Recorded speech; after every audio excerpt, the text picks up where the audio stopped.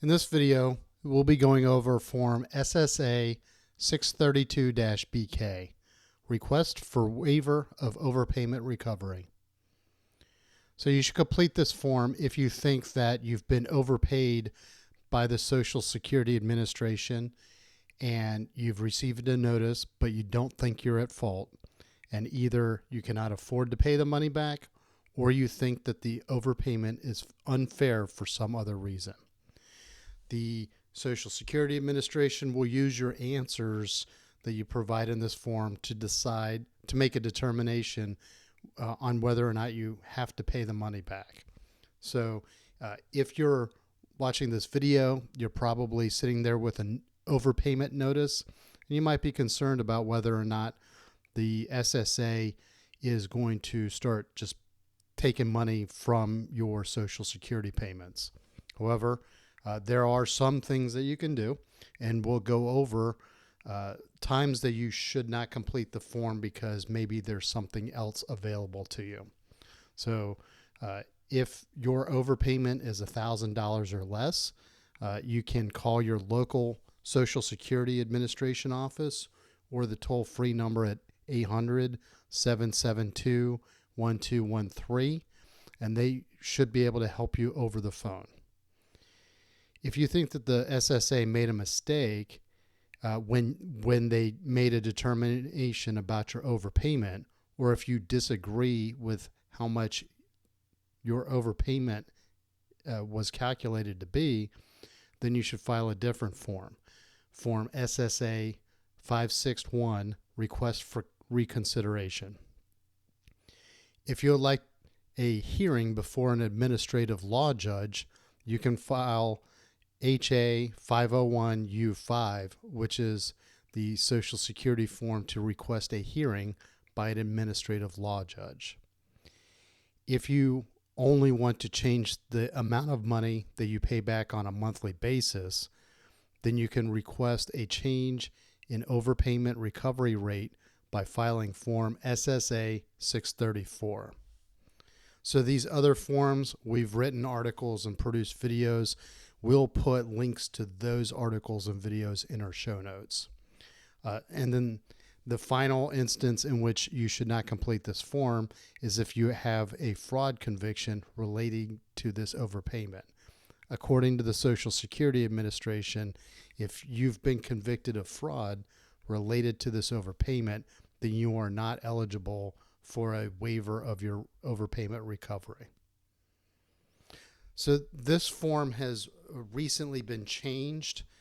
So if you're not using the September 2023 version of the form, you should find that on the Social Security Administration website. However, unfortunately, some of their procedures that you can find online have not been updated to reflect this form. So we're going to refer to certain sections in this form. If you looked it up in the procedures manual online, you would see different sections referred to. The form has a completely different look, as pointed out by one of our video listeners. Thank you, Welp, for pointing this out, and that's why I'm recording this video. So let's start with the top of the form, section 1. We've got the identifying questions. In this case, our hero, John Doe, his full Social Security number and claim number. There's not a whole lot of insight as to what a claim number would look like, but if you have one, enter it in. If you don't, leave it blank. And then in this case, I put in his wife, Jane Doe, completing the waiver request on John's behalf as his spouse. So just for illustrative purposes. Keep in mind that you may be completing this form at a Social Security Administration office.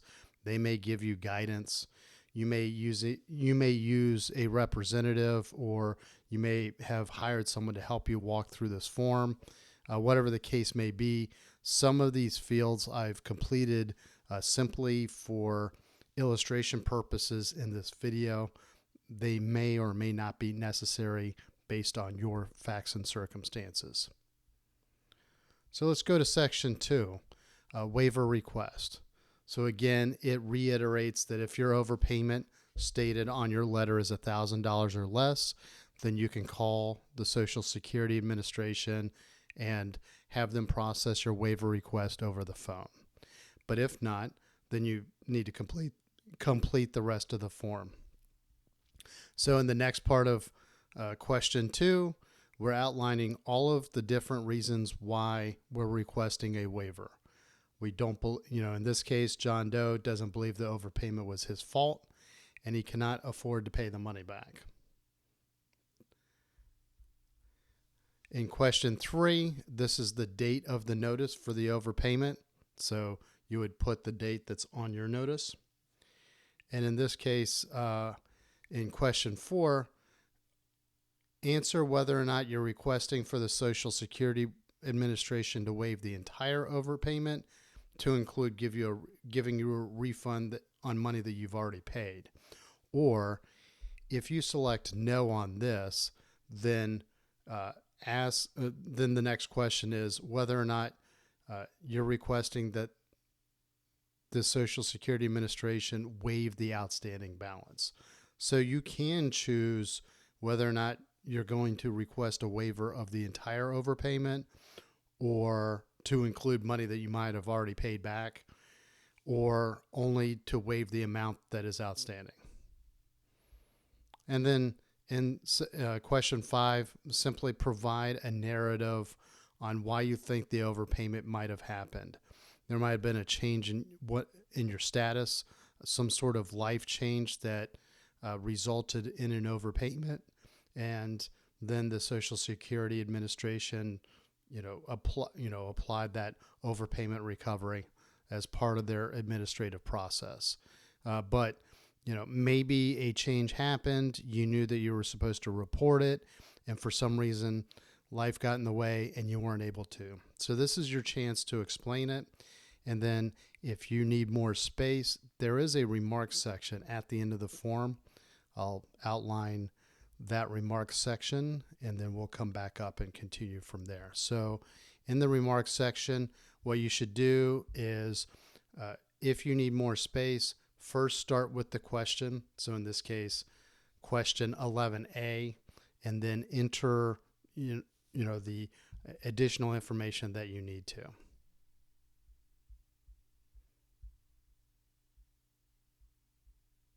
Okay. So in section 3, this is reporting needs-based income. If you're on some sort of public benefits program, then you may or may not need to complete the rest of the form. So question 6, if you're currently receiving supplemental security income payments, then you can just select yes, go directly to page 9, which is on the back, and you can sign and date the form and then send it in, and they should process your waiver pretty quickly. Obviously, the intent of an overpayment recovery is not to make people that are receiving needs-based income in more extreme need. So, and then question 7 is a separate question, but since question 6 is verifiable by the SSA, you're giving them your information. They can look it up directly. Question 7 is a separate one because now you're talking about different programs and then whether or not any of your dependents are taking part in any of these programs. So supplemental security income, temporary assistance for needy families, or a needs-based pension from the Department of the Veterans Affairs or the VA. So this would not include VA disability, which is probably a little bit more common. The VA does provide a needs-based pension for people that are extremely vulnerable and do not have extremely low income. So for tax purposes, a dependent is a person that you claim on your tax return and they depend on you for support. And then the IRS has additional guidance on how you can claim a dependent. We break this down in a little bit more detail in our article. We also have a link to the IRS tax tool where you can go through it on your own and determine for yourself whether or not a person in your household can be claimed as a dependent. So if any of those people are participating in a needs-based income program, then go to page 9, sign and date, and then you'll have to attach proof of either the temporary assistance for needy families, the VA pension, or what have you, so that the Social Security Administration can process your waiver. So in section 4, if you're an adult that is requesting a waiver, you can list your spouse and your dependents in this section. Again, a dependent being a person that depends on you. You'll have to complete sections 5, 6, and 7 with everyone's information, you, your spouse, and your dependents. So this is, sections 5, 6, and 7 have to do with financial assets, sources of income, and then monthly household expenses.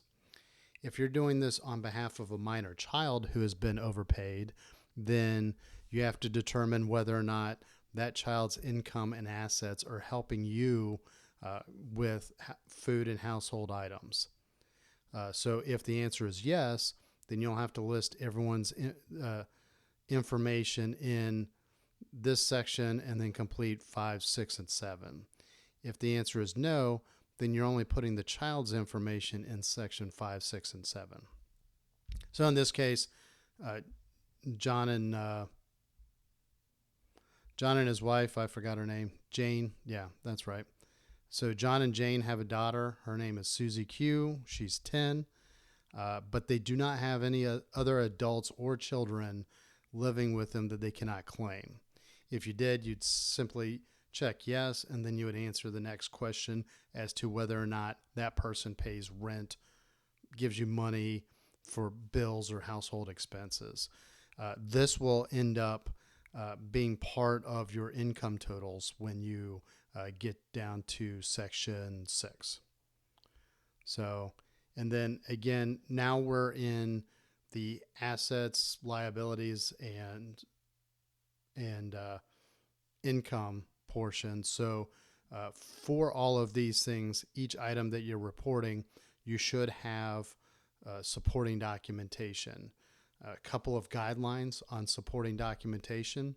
It should be kept up to date and current, no more than 3 months from prior to the date that you're applying. It should be directly pertinent to the information you're providing. For example, if you provide a bank account statement that shows you have a balance of $10,000, well, that's a mistake that you made, because someone that wants to process this form is looking at a discrepancy. You're reporting $1,000. Your bank statement says $10,000. Now I've got to stop processing this so I can then call you or email you or write you a letter saying I need additional information. So, not really a hack here. Just, keep in mind that on the other side of this form is a person that's trying to process it. So your information being accurate is a very important part of getting this quickly resolved. So in this case, we're answering the question of how much cash we have. They keep $500 in their safe. They have listed their financial accounts. So, a checking account at Acme Credit Union under John Doe's name has $1,000, should be roughly in line with the bank statement that he's going to submit with monthly income and their account number. And then he's got a Roth IRA with $5,000. It produces $10 a month of income. And then you total everything at the bottom. In question 10, it's broken up into 4 parts. Now we're not talking financial assets, we're talking about other assets. So question 10A asks whether or not you, your spouse, or your dependents own more than one family vehicle. This could include a car, SUV, truck, a van or a camper, motorboat, motorcycle, or other vehicles. So if you say, so the expectation is one vehicle per family. That does not need to be reported. But if you have an extra vehicle, then list it here. So, you would list the owner, the year, make, and model, present value, if you have a loan balance, and then what the main purpose is. So in this case, Jane's got a 2000 Toyota Corolla. It's worth $500. She doesn't have a loan on it. So $500 goes in the totals column.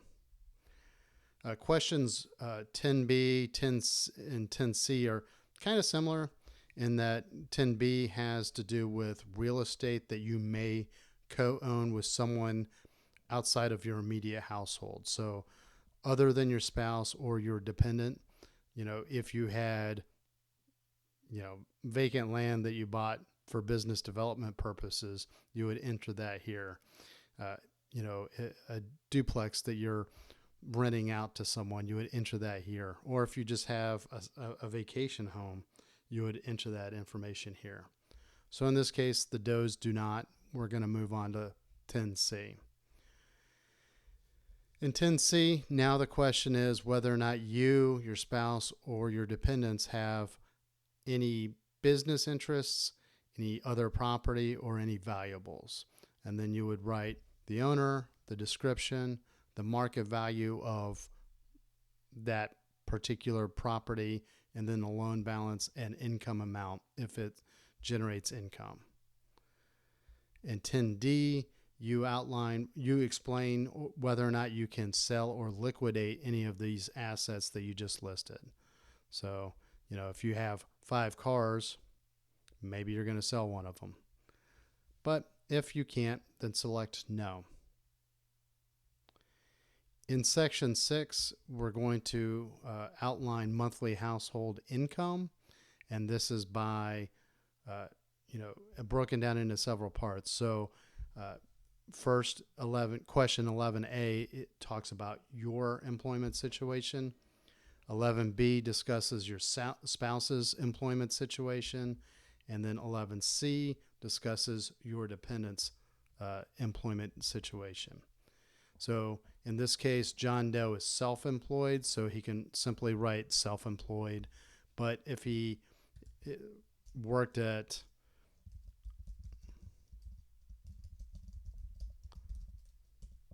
then you would have to put down your address,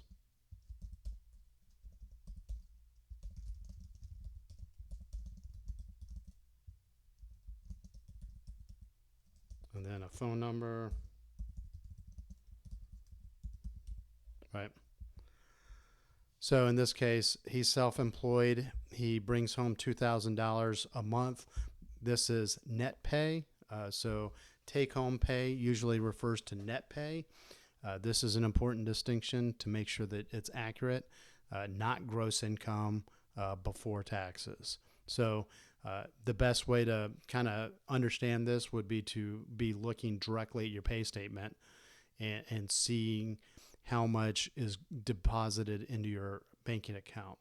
And again, you're going to have to provide documentation that backs this up. So, in this case, John Doe would have to, provide some sort of a payroll statement, or he could provide, check like bank account statements that basically outline his, his take-home pay. With an employer, it's a little bit easier. You can simply pull up your last, month's worth of earning your pay statement from your employer. So you're going to answer in the same way with your spouse's employment situation. So in this case, Jane is not employed outside the household, so we're going to select no. For dependents, if little Susie Q had a job, we would actually say yes, and then we would simply provide her name and that's it. And then at the bottom, enter a total take-home pay.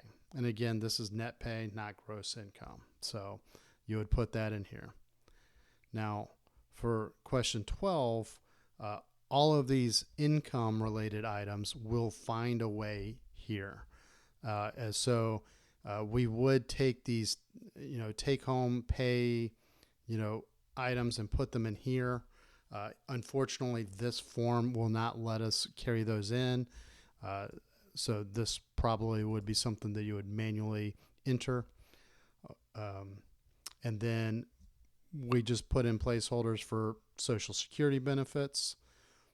But there is a variety of different sources of income. So supplemental security income, government pensions, the SNAP benefits, real estate income. And again, this is from question 10B and 10C about, any real estate or business properties that you may own. Room and board payment from a person who's not a dependent. That's from question 8B. And the instructions say to go ahead and put this over in the far right column, which is in the far left column, the overpaid persons column.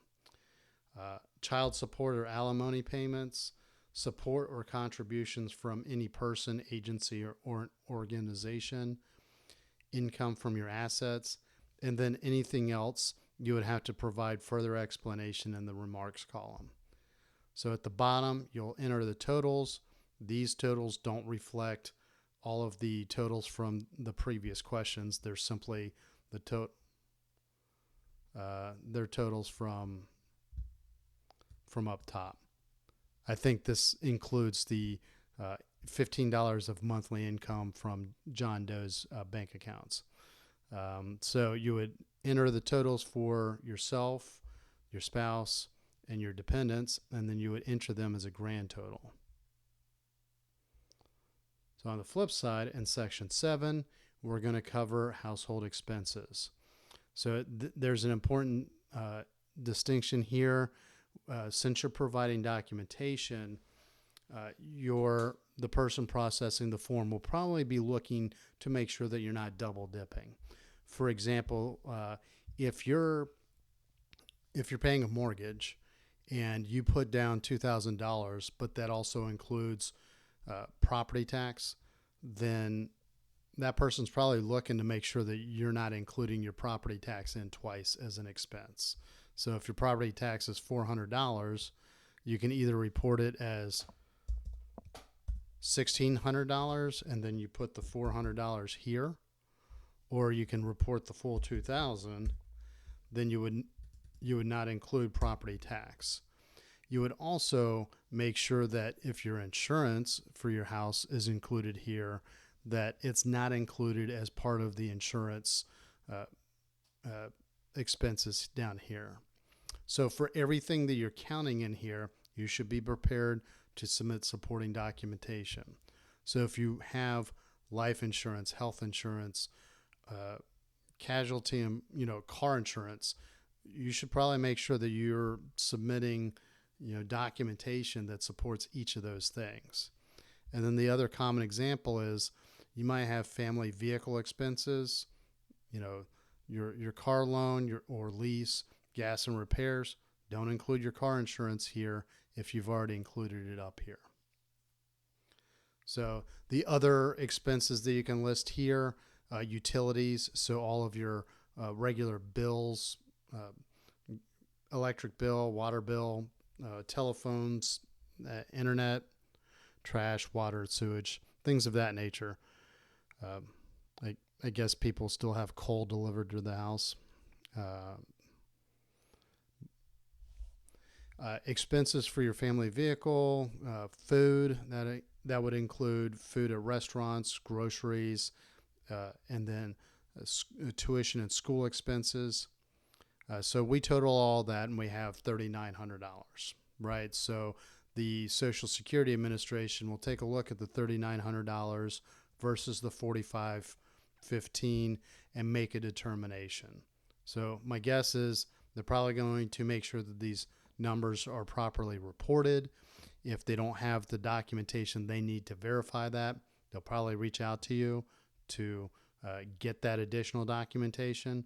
And once they have it and the numbers support each other, then they're probably going to make a determination based on whatever rule set they have access to. So again, we cover the remarks section. On page 8 is an authorization for the SSA to obtain account records from your financial institution. You can either sign that you're authorizing your financial institution to give the SSA your financial information, or you can sign that you don't authorize. If you don't give permission, then the SSA may not approve your waiver request. So just be forewarned. But either way, you're going to sign this.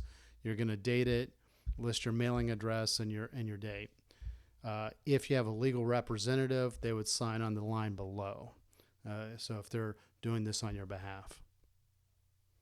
And then that's not the official signature. That's on page 9. So this is basically saying that you understand under the penalty of perjury that this is an accurate form. You're presenting information to the best of your knowledge, and that if you give intentionally false information, you may be committing a crime. So in this case, you sign, you date it, give out your home telephone number. If you have a home phone and a cell phone, you kind of want to be as responsive as you can just to get this paperwork processed as quickly as possible. And then you'll enter your mailing address. The Social Security Administration has a spot on almost all of its forms that if your signature is an X, that is a legal signature, as long as there are 2 witnesses that personally know you and are willing to give their full address. So this field is available for that. And then on the back of the form is the Privacy Act statement, basically in the Paperwork Reduction Act statement, saying that it should take about 60 minutes to gather all the facts, read the instructions, and answer your questions. So to file this form, you need to either send it or bring it to your local Social Security office. And you can find that on the Social Security website. So that's all we have for this form walkthrough. We cover more detail in our show note or in our article, which you can find the link to in our show notes, or you can simply go to teachmepersonalfinance.com, type in form SSA 632, and you'll see our article appear. If you like our articles, please subscribe to our newsletter. And if you like our YouTube videos, please subscribe to our YouTube channel. And if you have any questions, comments, or if there's a topic that you'd like to cover in a future video, please post a comment in the comment section. Thank you very much and have a great day.